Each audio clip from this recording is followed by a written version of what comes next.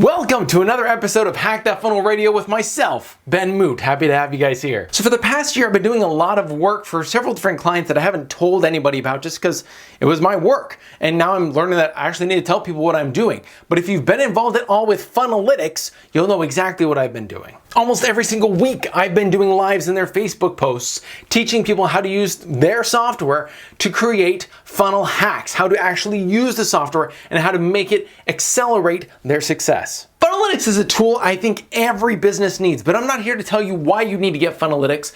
What I want to talk to you today about is how I brought on the owner of Funnelytics, somebody who has made million-dollar businesses 3 times. The first was his own agency. The second was a client's business that he partnered with. And the third one is Funnelytics. Today we're talking with MIKAEL. MIKAEL has a very unique view on how you should really create, how you really need to focus. And we're going to be talking to him specifically about if you are broke or if you are building your business and you're stuck and you're having problems, how do you get over that hump? How do you focus on making money the way you're supposed to make money in a business? And how does everything finally click together? And that's not exactly using his software. His software is a bonus on the side for anybody who loves funnel math, but and wants to actually know that their funnel is working. But this is almost the system that makes sure that you're aligned so that way your funnel can be aligned. This is how you align yourself. So with no further ado, I'd like to introduce you to the man, the one and the only, MIKAEL. So MIKAEL, thank you for being on. I absolutely appreciate it. If someone was starting today, let's just start this. If someone was starting today and they did not know kind of what path they were supposed to go on, but they want to be online, they want to build funnels, they want to, do that. What would be your fastest success route for that person to understand how to build? I guess is the first question.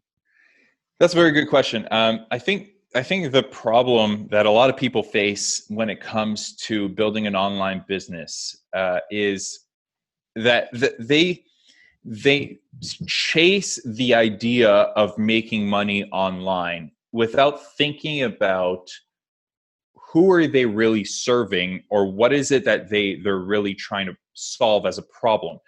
The business is not about you making money. It's not about you putting money in your pocket. Business is about solving a problem for a specific group of people, and they feel like your solution to that problem is worth them exchanging their hard-earned dollars for that solution.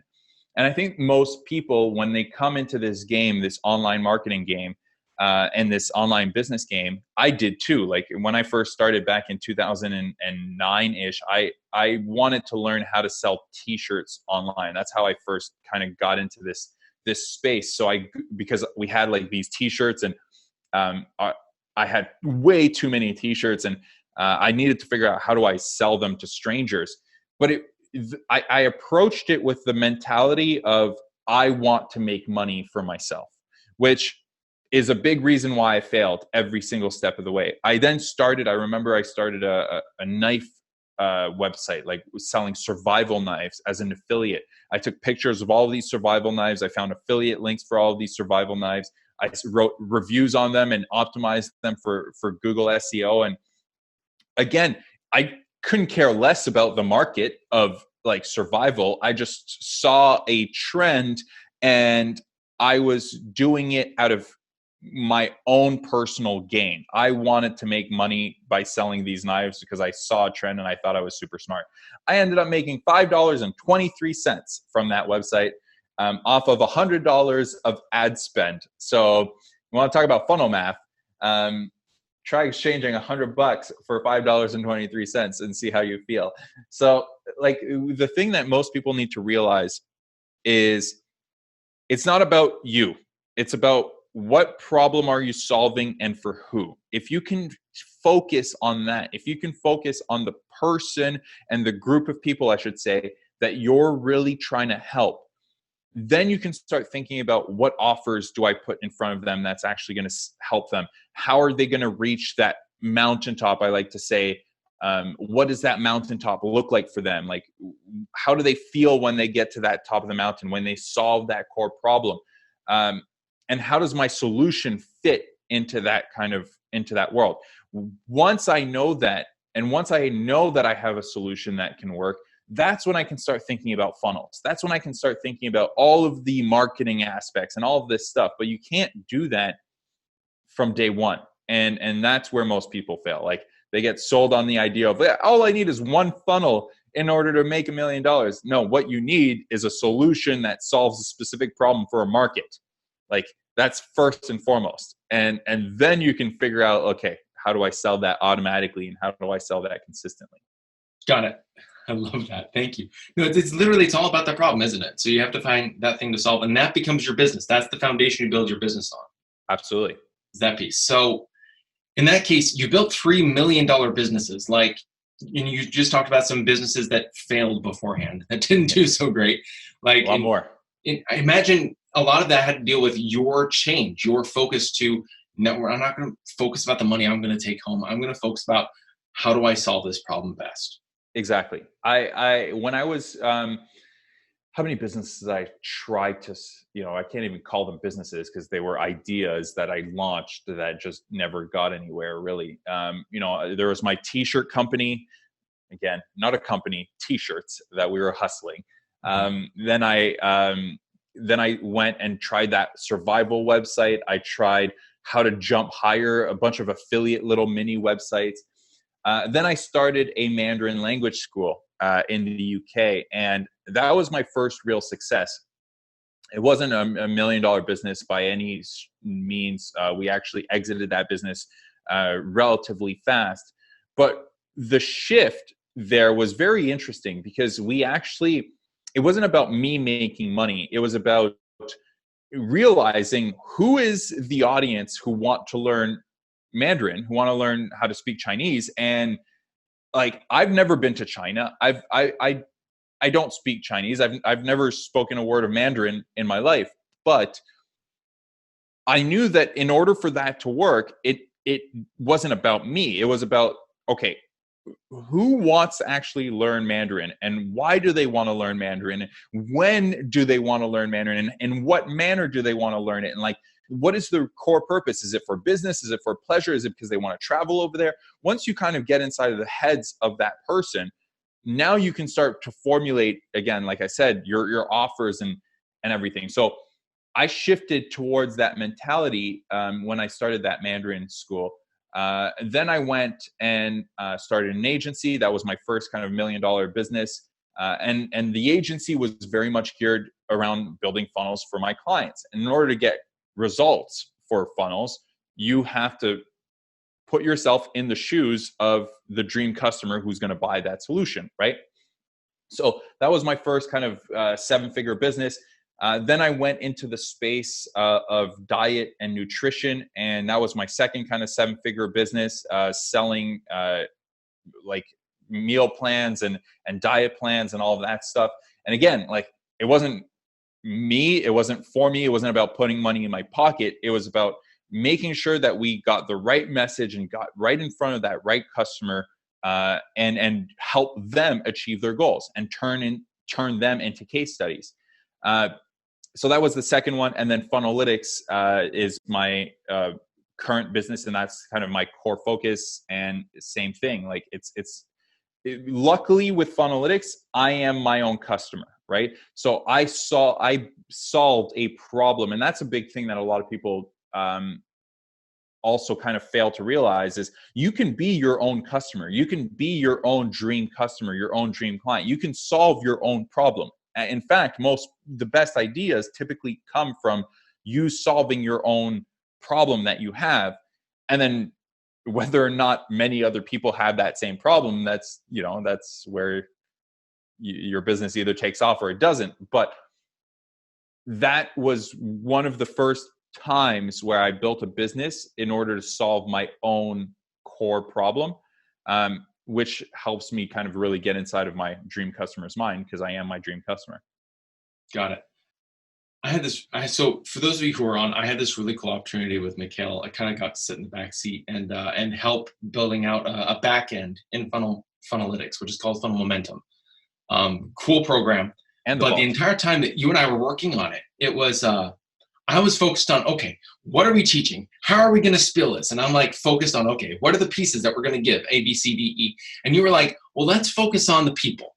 What are their issues right now? What are their things? And it was like no, this is how you build a course. And you're like, no, this is how we take care of people. And it was a very stark contrast. And it was something that stood out a lot and made me really rethink how I look at working, building a business. It's people centric all the way through. It's not just the sale. Yeah, because people think too much about formulas, right? And I did too. Like I when I first started building my businesses, I was learning from whoever, Russell Brunson, Ryan Dice, like whoever I would learn from, and they would teach a framework. And then I thought that I have to go and follow that specific framework. And I got to follow it step by step in order to see results. And then you never end up seeing results. And there's a reason for that. The reason is because just because what they did worked for their market and themselves does not mean that it will actually work across the board. It only works across the board if you frame it and you put it from the standpoint of, who am I speaking to? What is their problem? What is their, like, you can go and build an entire course and say, well, this is the structure of the course, and in my mind, this is the first thing that people need to do, and the second thing that people need to do, and like but then you're only thinking about it from your own perspective, right? You have to realize that no, it's not about you. It's not about your own mind. It's not about get your ego out of the way. Realize that you don't shit. And what you need to focus on is that person that you're trying to help, right? What is it that they need to do based on where they're at in order to achieve the results that they want to achieve? And you can't know that ahead of time unless you know 100% with certainty that every single person that I'm speaking to has the exact same problem and the exact same situation, the exact same circumstances, which they never do. You can't build that solution without speaking to them. You can't actually just say, yeah, this is my course, this is the thing that I'm going to build. Same thing with Funnelytics. Like, as a software, most softwares fail because they think about their product. And they think, well, my software, it's about my software. It's about the tool that I've built. But are people using your tool? Are people actually signing up, and are they churning out? Or like, you've got to restructure the tool as a solution to solve somebody's problem, right? It doesn't matter whether it's a course, a tool, a coaching program, a service. All of that has to be very much focused on, how is this going to solve that person's problem? And how do we make sure that we put the right pieces in place to solve that person's problem? What are some ways that you make sure you're standing in your customers' shoes? So you're understanding what their problems are. Like, how do you get in that mindset and out of the money mindset and things like that? How do you make sure that you're solving the problem that they're having? First thing is check your own ego. Which is hard to do, I'll be honest. Like, especially when you think that you are your own customer, if you think that like, I'm the expert, I know best, you've got to humble yourself a little bit and realize that the more I grow a business, the more success I create, or whatever, like the perceived success, the more I realize that I don't know anything about growing a business. Like, when we crossed $1 million, like the first time I crossed 100 grand, I was like, yeah, but like, then you realize that there's different problems that appear, and like, you have $100,000 problems. The minute you cross $1 million, 2 Comma Club, yay, I got my award, cool. Like, then you realize that actually your business is actually just starting, and you know nothing about like what it takes to grow a multi-million-dollar business, right? And you've got to learn all of those things. And so you got to check your ego. You got to realize that you don't know much, and everything is a learning process. The second thing that you need to do is you need to speak to your customers. You need to do user interviews. People on my team right now in the other office are actually speaking to our customers. Some of our customers are power users right now, because at Funnelytics, what we want to make sure is we build a product that people want to use consistently all the time. So why is it that some people get results and use the tool all the time while others don't? What's the difference? Why? What is it that makes that difference? Like, why is it that some people go through a training program and get results, while others go through the exact same training program with the exact same framework and all of this stuff and don't, right? They have the same set of tools. They have everything's the same, yet one person succeeds, the other one doesn't. What's the difference, right? Is it the mindset? Is it the fact that they had a few things beforehand? You have to understand your users, and the only way you can do that is by interviewing them, like speaking to them, right? And I say users, but really customers, your audience in a sense. Another way is building a group. We built a massive community with Funnelytics, and that has been one of the most valuable things that we could have ever have done. Creating a sense of, not only from a marketing standpoint, just creating that community and that sense of community, but also from the standpoint of, I can engage with people and again ask questions and figure out where they're at in their journey of building an online business or launching a funnel or whatever it may be, and creating that engagement and seeing people interact with each other and the questions that they ask in the group. And it actually makes you start to realize, like, okay, I need to do this, or I need to think about the solution this way. So those three things have been the biggest things. Check your ego, realize that you don't know anything. You can start a base, but you have to interview your users or your customers. You have to get to know them, speak to them, understand where they're at, their mindset, ask them the right questions. Number three, put them in a community, create a group so that they can interact with each other, and you can almost see it from a bird's eye view and watch what happens, and you'll start to pick and get details around their mindset. Those three things are massive. There's other exercises and stuff that you could do, like empathy maps and things like that, but nothing beats actually hearing it from that person's mouth. When everyone talks about creating their product, like from the customers, like you don't create anything, you let the customer create the product. This is the system on how to do it right. You check your ego. You make sure that you're talking to them and put them in that group, so that way they are creating helping it out. And then when they find the solution, you've taken that solution, you plugged it in, like, you figure this out. Can you teach this in the course? That was so cool. Yep. And it built such reciprocity. It was really cool. I loved that. Yeah, it makes a huge difference, right? Like if you look at our as we built Funnel Momentum together, you saw the Funnel Momentum group, how people are asking questions to each other, right?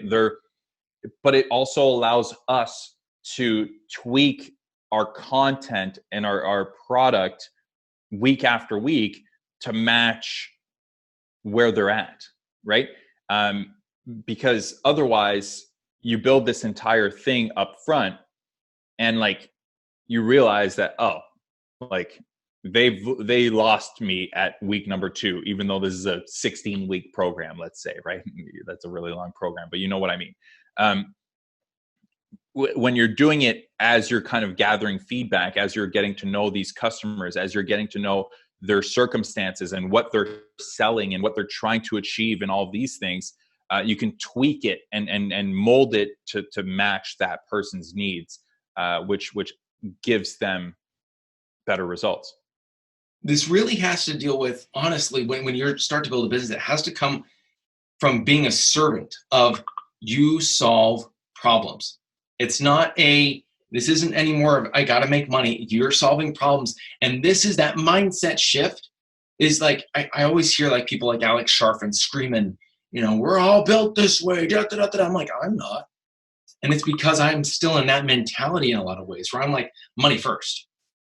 Money, take home money first. When as I switch over and I start to think more about them first, solving problems, then it is all about momentum. Then it is all about becoming a problem solver, which is really what a business owner is. And that it suddenly it does click. That's really cool. And it's funny, right?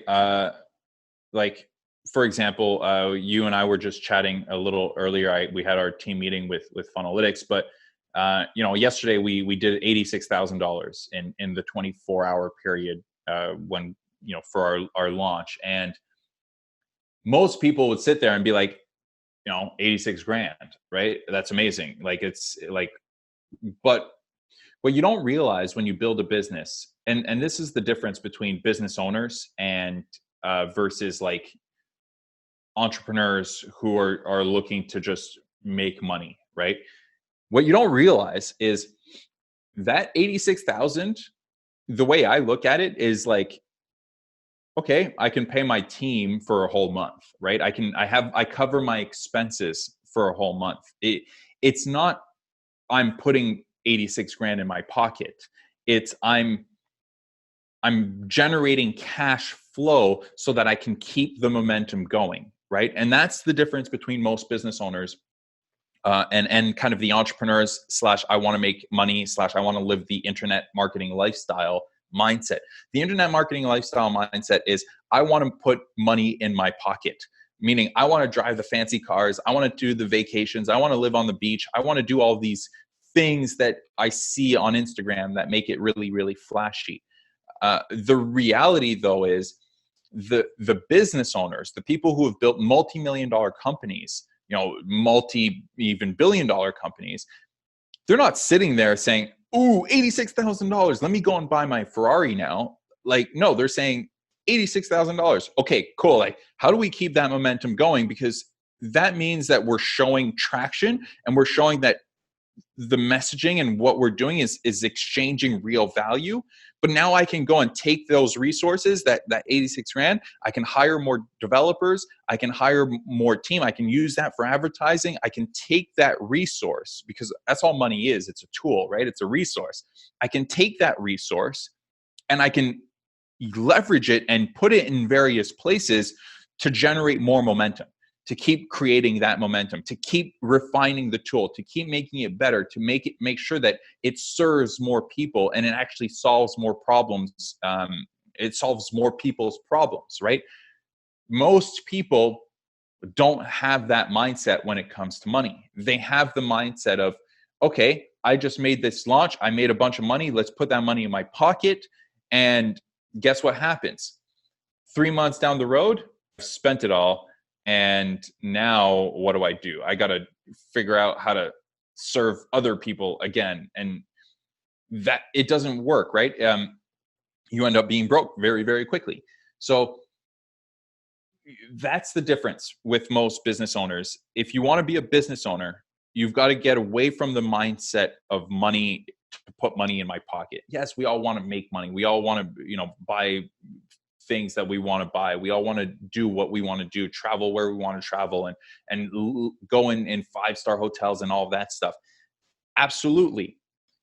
But that is only a reward from you serving an audience and making sure that you have delivered a solution that they're willing to keep paying for consistently over and over and over again, right?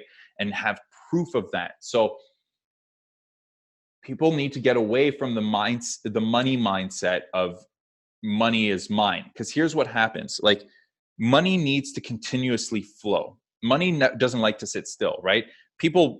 Money is like, if you don't let money flow, it ends up being worthless. It ends up having, if you put money in a bank account and you just let it sit there, well, it's not flowing. It's not going anywhere, meaning you literally have pieces of paper, or worse, you have digits on a computer screen, but they're just sitting there. They're not doing anything, right? The only reason you have value for that money is because you've let it flow somewhere else, right? You've given it to your Chipotle and you've gotten your burrito and you fed yourself, or you flowed it to a car dealership, or you flow it to your employees so that they can, they now keep flowing it other ways, but they now create something. So your choice is this.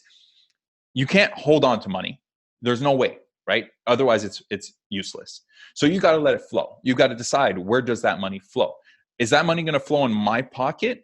And then I'm going to let it flow into things that don't do anything for me, as in I'm going to buy a fancy car, or I'm going to, there's arguments where you could say buying a fancy car can make me more money and blah, blah, blah, especially if you're that internet marketer and all of this stuff.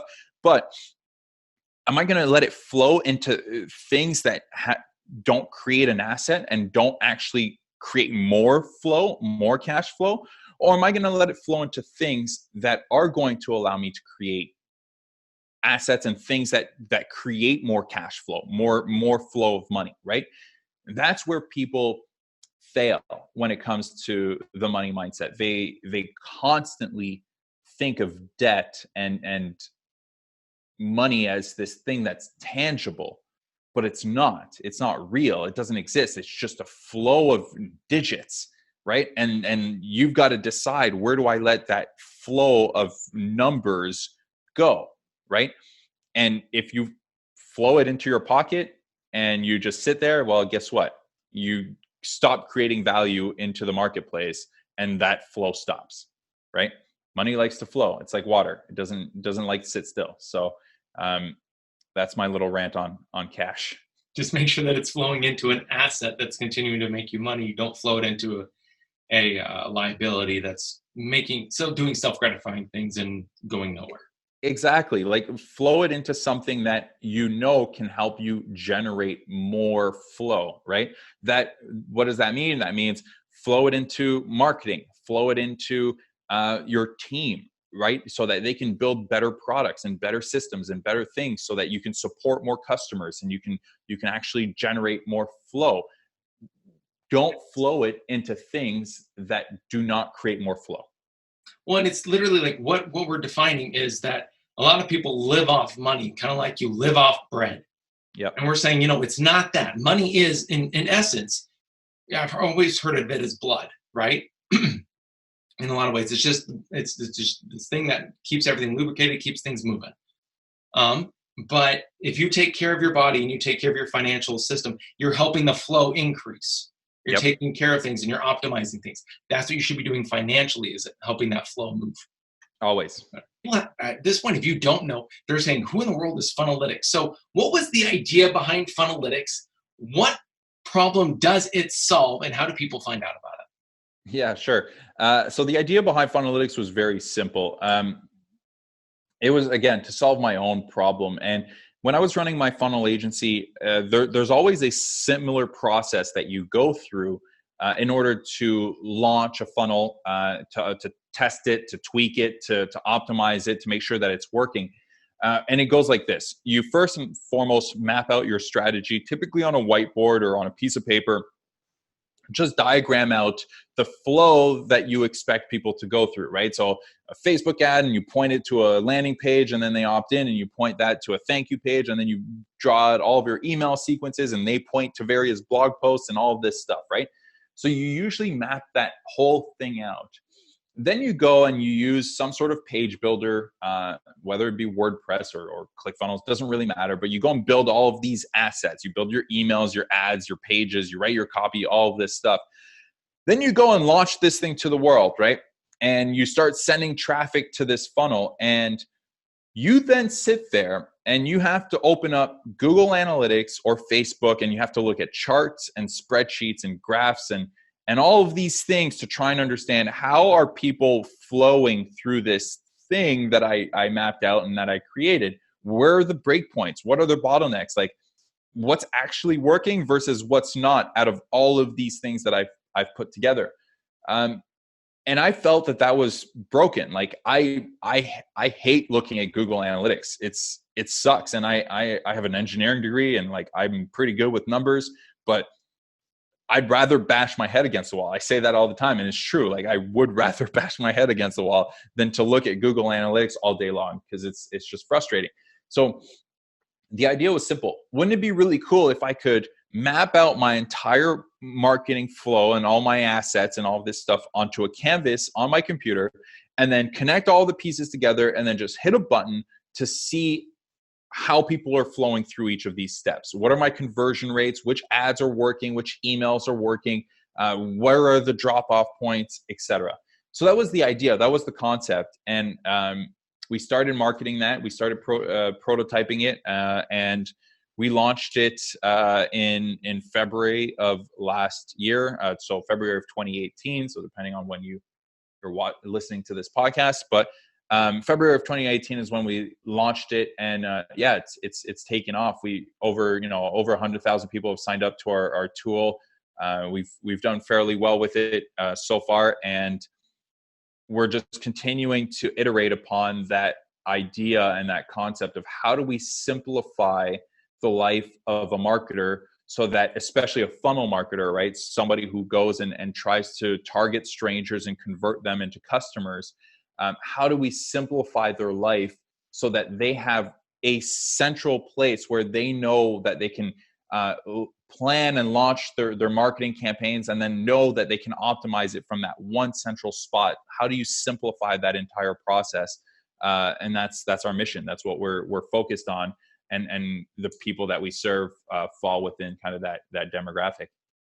That's awesome. So now where do people go in order to start understanding Funnelytics? Because yesterday you made $86,000 specifically beginning the promotion of the new feature that you just launched, which is forecasting. So now you can do your forecasting, and then you can see your forecast versus your actuals in the same canvas, on the same flow. It looks really sexy. So where do people go to learn about all this? Yeah, just go to funnelytics.io. You'll see everything. Funnelytics, funnelytics.io. Funnel and analytics. That's as clever as I get when it comes to names. It's like, what does this thing do? Let's mash the two words together. Luckily enough, I had Funnelytics was available, so I went and grabbed it. So yeah, that's it. Funnelytics.io, and you can learn more about what this tool does. You can go to MIKAELDIA.com if you want to learn more about and read some of the blog posts and all of this stuff as well. Awesome. Dang, was that cool or was that cool, guys? I hope you enjoyed it as much as I did, but I actually do something very, very special. After the interview is done, I actually record 2 more questions. Those 2 questions spark a whole new conversation, and I record those, and I'm happy to give you access to that. All you have to do is go to hackthatfunnelradio.com. When you enter your email address there, I will automatically give you access to every single interview's 2 extra questions and the conversation that sparks off of that. Go to hackthatfunnelradio.com to get your access now.